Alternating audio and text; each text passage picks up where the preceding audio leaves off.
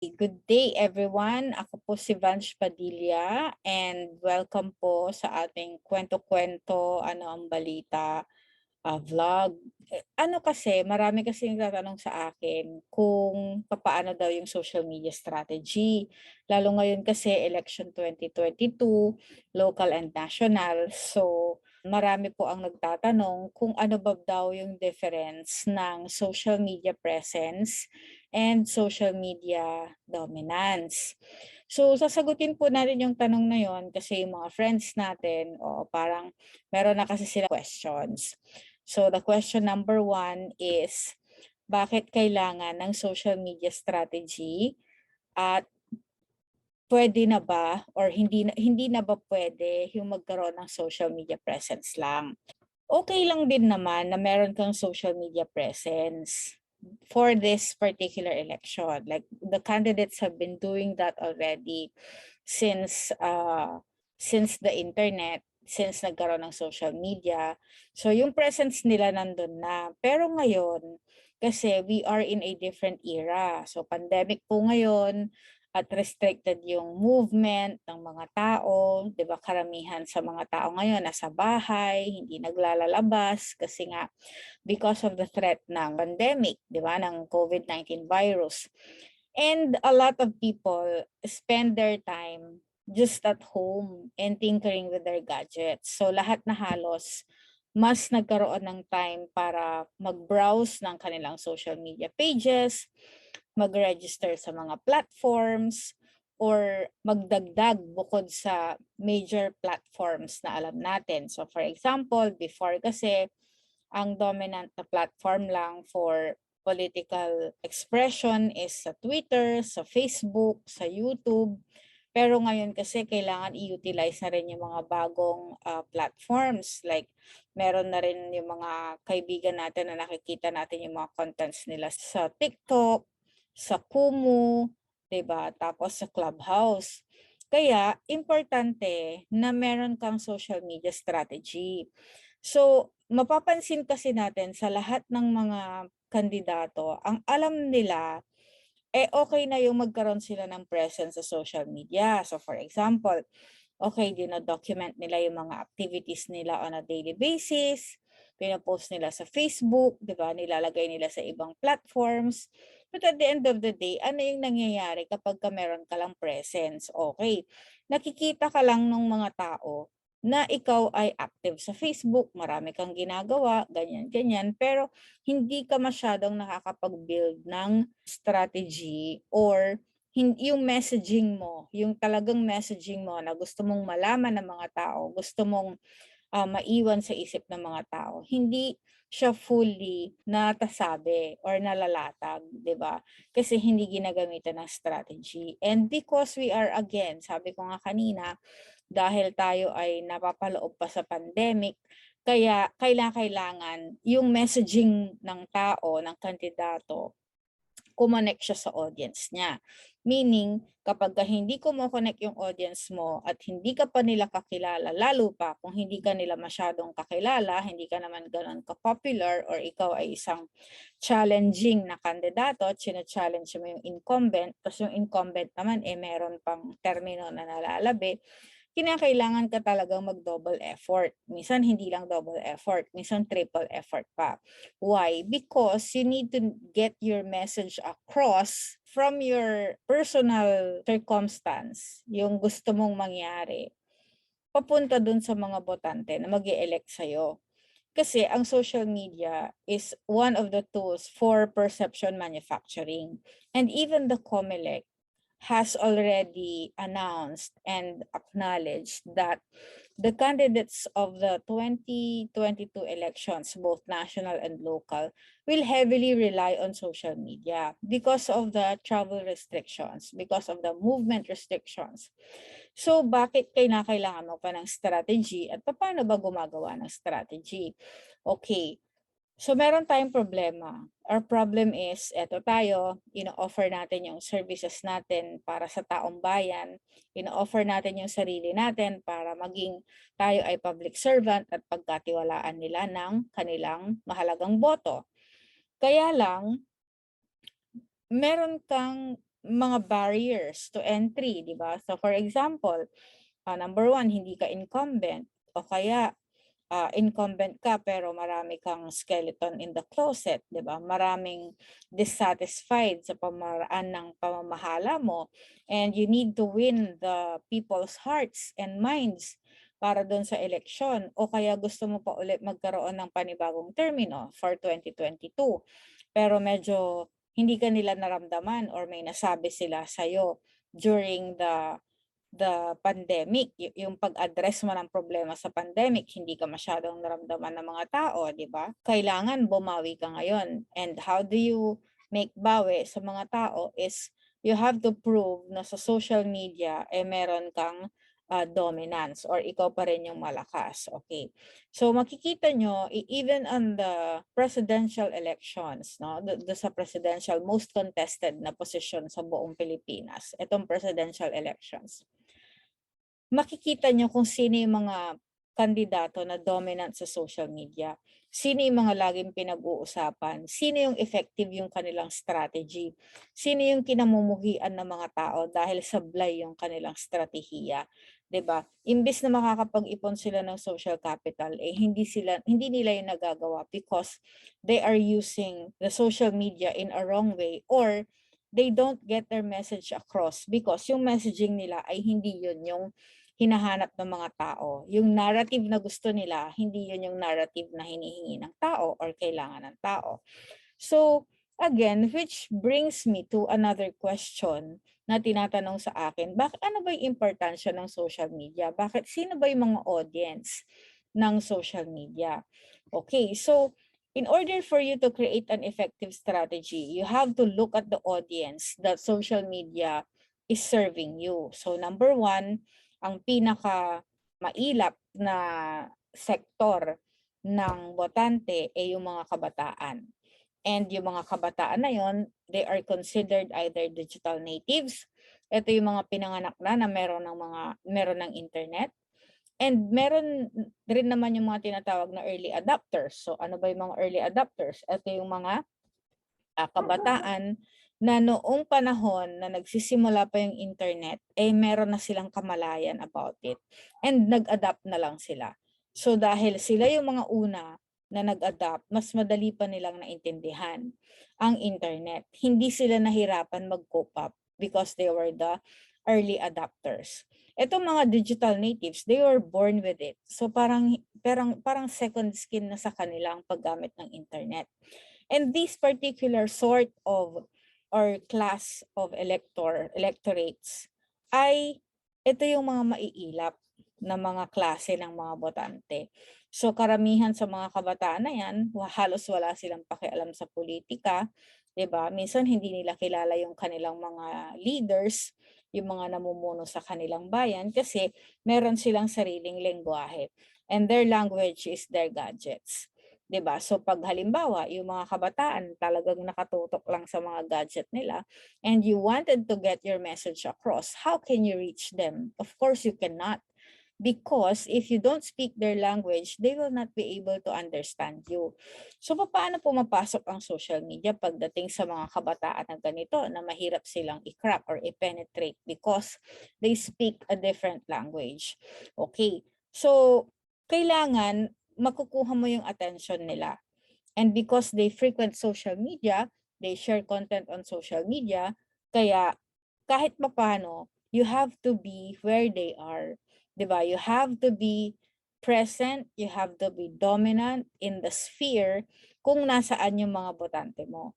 So kung halimbawa, may mga botante ka na nasa TikTok, hindi pwedeng wala ka rin sa TikTok. Kung ang mga botante mo ay nasa YouTube, hindi naman pwede na wala ka rin sa YouTube, di ba? Hindi lang pwedeng Facebook lang. Kasi yung strategy mo magiging manipis. Like, what if hindi naman lahat ng mga botante nandun sa Facebook, di ba? So, magta-target ka lang ng mga Facebook users. Although, syempre, admittedly naman, karamihan ay nasa Facebook. Pero, meron nga tayong segment ng mga botante, katulad nga dito sa mga sinasabi ko na kabataan na mahirap silang i-crack because they're speaking a different language. Paano ka makakakonect sa kanila? So you have to go where they are. Dapat nandun ka, dapat makikita nila, dapat visible ka. They should be able to trust you doon sa platform kung saan nandoon sila at naglalagi. And how can you be trustworthy in a platform na nandun yung mga kabataan na mahirap i-crack, mahirap i-penetrate, mahirap i-penetrate yung messaging mo sa kanila, 'di ba? You have to make them look up from their gadgets to your message, 'di ba? So 'yan yung mga pinaggagamitan ng strategy. 'Yan yung mga dahilan kung bakit kailangan nyo ng digital strategy. Okay, the second audience, yung mga nasa academe, yung mga matatalino, yung mga professionals, ganyan, yung hindi mo kayang bilhin ng mga boto nila because they have their own volition, they have their own decision, nag-iisip sila, sila yung mga hindi basta-basta nakukuha sa mga matatamis na salita, pero they base their decisions on various things like performance, track record, 'di ba? O kaya yung reputation. So these are the people who are also on social media and they know how to research. Alam nila kasi maalam sila mga professional sila. So hindi mo sila mabobola kasi meron silang mga sources. Alam nila kung paano mag-verify, paano mag-vouch ng mga reputasyon ng mga kandidato. So these are the second types of botante na using social media. And how do you strategize dito sa mga professionals, yung mga nasa academe, yung mga may pinag-aralan, ganyan. Paano mo i-connect yung kanilang yung messaging sa kanila? Bakit kanila papansinin? Bakit ikaw yung pipiliin nila among the other choices, 'di ba? So kailangan mo talaga diyan ng strategy. Kapag wala kang strategy diyan, wala. Hindi mo makukumbinsi ang mga taong ito kasi nga mahirap silang kumbinsihin. And the third audience are syempre yung mga adults na nandoon sa social media. Sabihin na natin, halimbawa yung mga baby boomers, because eventually they have learned to adapt to modern technology and digital technology and they are on social media. So meron din yung mga botante na mga gullible, 'di ba? So kapag halimbawa, kung anong nababasa nila doon sa social media, hindi na nila 'yon vina-vouch, hindi na nila 'yon dino-double check. Kung ano yung mababasa nila, kung ikaw ay pinaparatangan na ganito, kung ikaw ay kesyo ganyan, ganyan, maniniwala ang mga tao, 'di ba? Kasi sa social media, ang impression is once na nilabas yan sa social media at hindi mo siya ni-refute, hindi mo siya inargue, hindi mo siya dineny, or hindi ka nagsabi ng iyong side, ang presumption dyan is yun ay totoo. So for example, ibinintang nila sa'yo yung mga kasalanan ni Jose Rizal, di ba? O kasalanan ng mga bumaril kay Jose Rizal. Wala kang magagawa kasi hindi mo sinasagot. And a lot of candidates make mistakes na sabi nila, hindi, wag na nating sagutin kasi lalabas din yung katotohanan, sasabihin nila. And besides, alam natin yung katotohanan. Hindi naman totoo yung mga binibintang nila. Hindi naman totoo yung pinangka-character assassination nila. So, kapag ganun, yung mindset mo, talagang iiwanan ka ng social media. Kasi nga, 'di ba? They don't wait for you. They want the answers now. And if you are not answering doon sa mga bintang sa'yo, sasabihin nila, ang impression nila is that is true. 'Di ba? Hindi mo dine-deny hindi mo nire-refute. So, magkakaroon sila ng ibang impression about you. And that is crucial, no? That is dangerous kapag pinaniwalaan nila yung mga nagka-character assassinate sa mga kandidato, 'di ba? Yung tinitira nila sa social media, inaatake nila yung personality, tapos hindi ka sumasagot kasi iniisip mo, hindi, alam naman ng tao yung totoo Hindi naman yan totoo, wala namang basihan yan. Malicious lang yan. Pero hindi ka sumagot at naging kampante ka. So mayayari ka doon, 'di ba? Kasi wala kang strategy. You don't know how to bounce back from attacks. And then another sector, another segment of the botante na nakikinabang sa social media are yung mga tao, yung mga residente, yung mga dating taga doon sa bayan nyo, pero wala na sila doon. So number one, halimbawa yung mga nasa ano lang, nasa paligid lang, halimbawa nasa labas ng probinsya, nasa labas ng bayan, for whatever reason, nagtatrabaho or ano man, yung mga pamilya nila na nandoon sa bayan or nandoon sa syudad or nandoon sa probinsya kung saan sila naroon, yung kanilang pinanggalingan, I mean, ito yung mga tao na mas hungry pa sa balita, sa local news, no? Halimbawa, yung mga nasa ibang bansa, yung mga nasa abroad, they're always hungry for local news. Lagi silang nakikibalita doon sa bayan nila, hindi lang through their families, but also on the internet.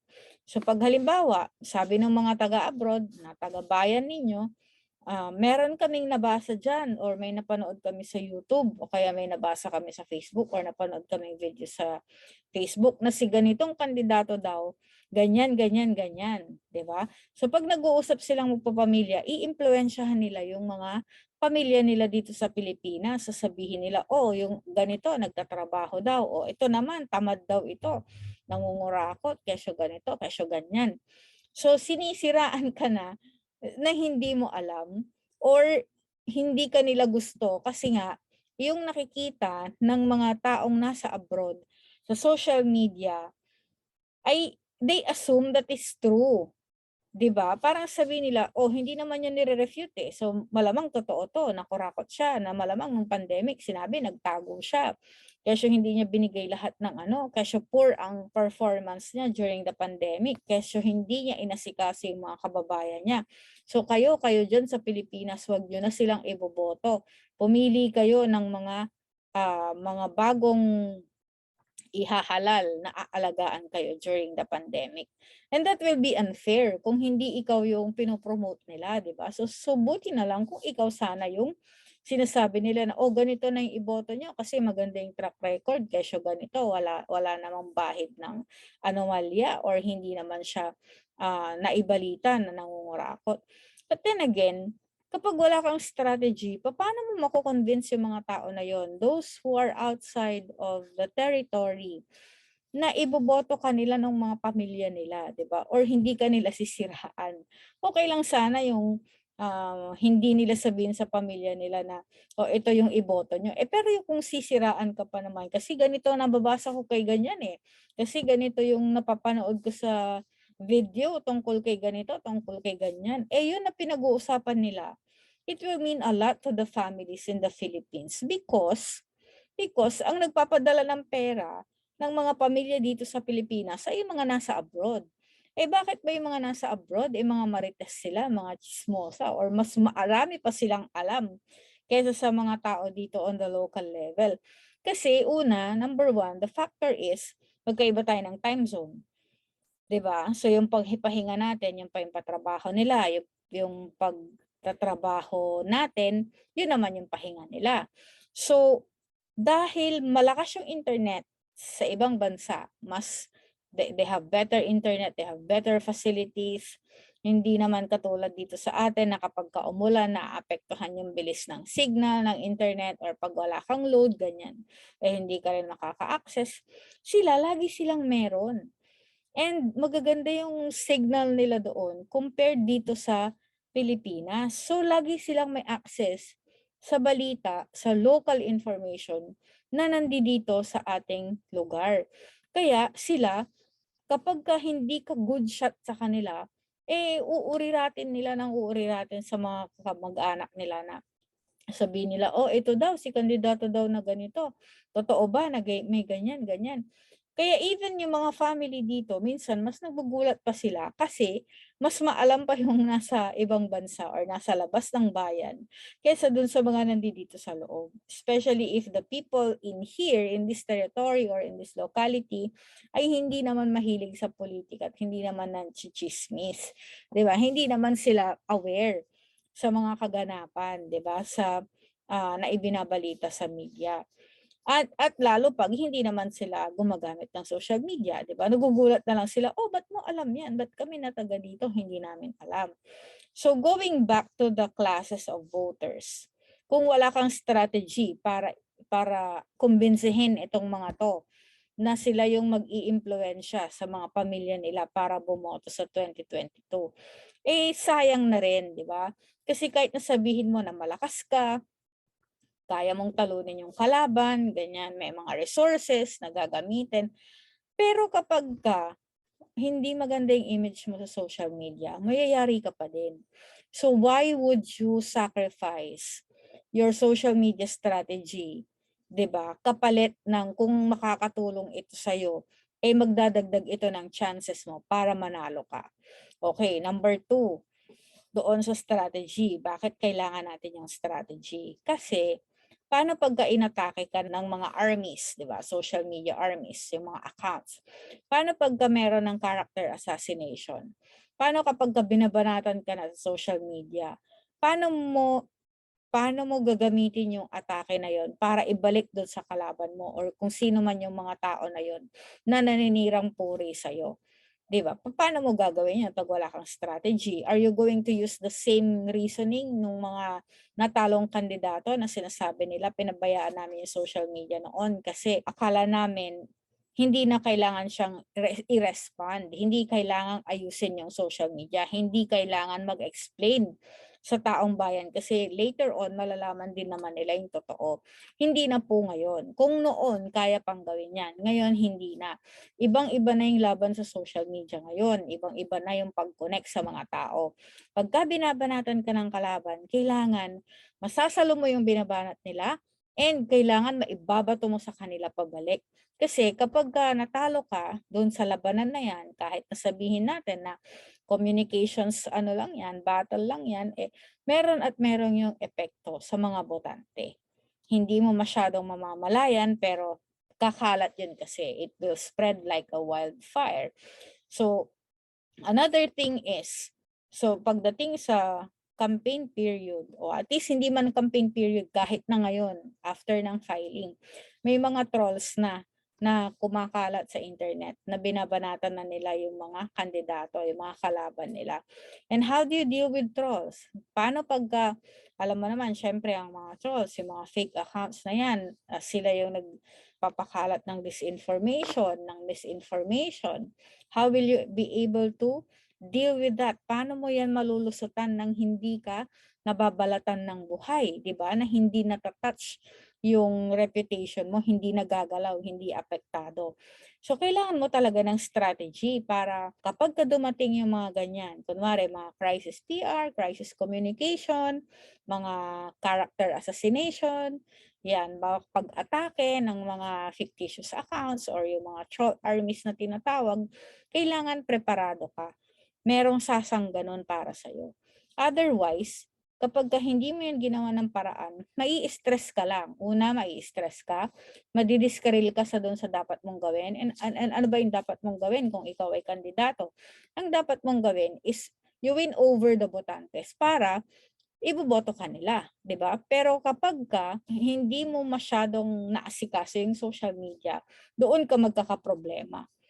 And even yung 4 na categories ng mga botante na sinabi ko sa'yo, you cannot win them over because apparently, no, pinabayaan mo yung social media. You're not answering, nag-answer ka man pero dinedma mo lang sila, 'di ba? You always need an explanation. So kapag binabanatan ka, sabi mo, sagutin mo, ito po yung mga paninira sa akin pero hindi po ito totoo, ganyan ganyan, 'di ba? And syempre, you have to prepare yourself kasi kapag binabanatan ka ng mga fictitious accounts for misinformation, disinformation against you, and lahat halos ng ibabato nila sa iyo, eh, kailangan marunong ka kung paano mo yon i-repel or ibalik doon sa mga nambabato sa iyo. You have to stand up firm. Tapos, hindi ka dapat nadidiskaril, di ba? Dapat nakafocus ka lang doon sa campaign trail mo, doon sa campaign activity mo. Kasi kung hindi ka doon magfo-focus, wala, mapag-iiwanan ka. Eh, ang gusto ng kalaban mo, yung madiskaril ka eh. 'Di ba? So, ipapamigay mo ba sa kanila yung winning na diskarte, na madiskaril ka, di ba? Supposedly, hindi. Kaya dapat meron kang social media team na meron ka ring strategy. 'Di ba? So yun yung importance, isa sa mga importance no ng pagkakaroon ng social media team, na social media strategy. And to answer the question, bakit kailangan na dominance instead of presence lang. So marami kasing pagkakaiba yung dominance and presence lang. And one of the things that differentiate them both is kapag ka ikaw yung dominant sa internet, syempre nakakapag-mind conditioning yon. Iniisip ng mga tao that malakas ka, that you are leading, 'di ba? Yung malakas ka, leading, tapos ikaw yung most preferred ng mga tao, hindi yung kalaban. Kasi kapag ka hindi mo denominate ang social media, 'di ba? Parang manipis lang yung presence mo. Ang presence kasi manipis lang. Okay, sabihin na nating maingay ka. Marami kang post sa Facebook, pero wala ka naman sa Twitter, wala ka naman sa YouTube, wala ka naman sa TikTok, wala ka naman doon sa Kumu, wala ka naman doon sa ibang platforms na nandun yung mga botante mo. So, meron ka lang iisang strategy and your only digital strategy is through Facebook, 'di ba? So, parang manipis na nandun ka lang. Tapos hindi mo na ma-maximize yung potential ng social media na makakatulong sa'yo ng malaking bagay para manalo ka sa eleksyon. Okay, ang sinasabi ng iba, leading naman ako sa sa mga offline survey hindi naman or karamihan naman sa mga botante namin dito wala sa social media. Hindi niyo alam 'yun, hindi niyo masasabi 'yun. Meron nga tayong mga kababayan hindi lang iisa yung account, 'di ba? Hindi lang iisa yung account. So hindi niyo pa rin masasabi na hindi importante. Hindi niyo si social media ngayon, hindi niyo na siya puwedeng i-set aside na lang at sabihin na hindi, kaya ko namang ipanalo yung election kahit na wala ako sa social media. I doubt. So ako po, tagal-tagal na rin po ako sa larangan ng politika. I've been a journalist for almost 20 years before, and then I ventured into digital. And this is my observation. If you are going to think that social media is only a fad or only a trend, nagkakamali po kayo. Social media and the internet is already a way of life. And you cannot turn your back on it because if you turn your back on it, hindi mo maririp yung benefits ng digital. And then your online reputation will be as bad, no? As bad. It's gonna be bad. So you need someone to take care of your online reputation. If your offline reputation is important to you, dapat mas lalong importante sa'yo yung online reputation mo. And you should not allow any misinformation, disinformation na magta-tarnish doon sa online reputation na yon. That's why you're going to need social media. You're going to need a team to handle your social media and kailangan mo talagang maging dominant sa social media. Ano pa yung kaibhan ng presence and dominance? Siyempre, kapag ikaw yung leading sa social media, ikaw yung dominant, ang impression ng mga tao, ikaw yung malakas. And people sometimes vote for the malakas kasi ang impression nila is ito yung popular because pinipili to ng tao, mas gusto to ng tao. 'Di ba? Kaya dapat maramdaman ng tao na talagang dinodominate mo yung social media. Paano mo madodominate yung social media kung presence lang meron ka? Wala ka namang strategy. Hindi mo na ma-maximize yung potential na tulong ng social media sa'yo. You don't even create events on social media to push your agenda, to push your advocacy, or to push your platform. 'Di ba? You don't even create yung mga kwentuhan na makikipagkwentuhan ka sa mga botante, yung chance to connect with your audience because everybody is almost online now, 'di ba? O kaya kahit sa text, 'di ba? You don't even connect with them through text. You don't even connect with them through online channels. So how will you be able to dominate your campaign? 'Di ba? Paano mo maipapaisip sa mga tao na ikaw yung dominant pagdating sa laban, sa eleksyon, kung hindi mo naman mina-maximize yung paggamit mo ng mga platforms para doon mo ilatag yung strategy mo. These are some of the things that a candidate and their lineup are presented with. So these are the things that you are presented with and these are the things that you need to consider.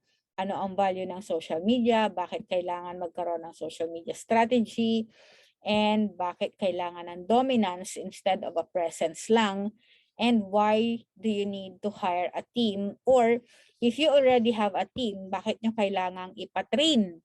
'Di ba? You have to train your team to be able to ready themselves for the battle of 2022 kasi hindi po ito biro.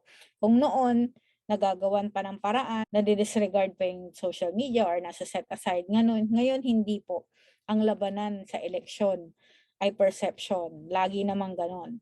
Pero ang perception manufacturing nasa social media. So if you are not going to take advantage of the benefits of social media, then you are ready to set yourself on the target end ng character assassination. Kaya ang recommendation ko sa lahat po ng mga kandidato, especially my friends na mga kandidato, you need to train your team to handle your social media campaign because you need to focus on going to the barangays, mag-ikot, makipagkwentuhan sa mga tao, ganyan-ganyan, and let your team do the talking on social media. Pero dapat meron kayong strategy para na ma-maximize nyo yung mga offline na sortie, i-merge nyo siya doon sa online activities nyo para maging dominant kayo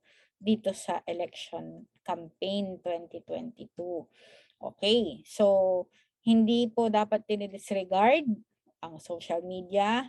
Talagang ako, ang side ko or ang position ko dyan sa social media na yan ay it's crucial to your victory and don't disregard it because it might be contributory to your win or to your loss.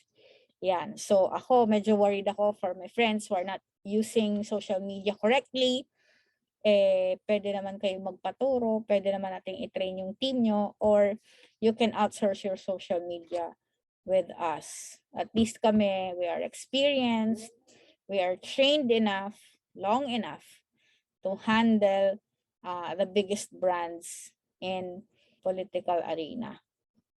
So kung kailangan nyo ng tulong, all you have to do is message us on our Facebook page, Shareable Media and PR, or send me a message on Facebook doon sa mga accounts ko doon sa Facebook.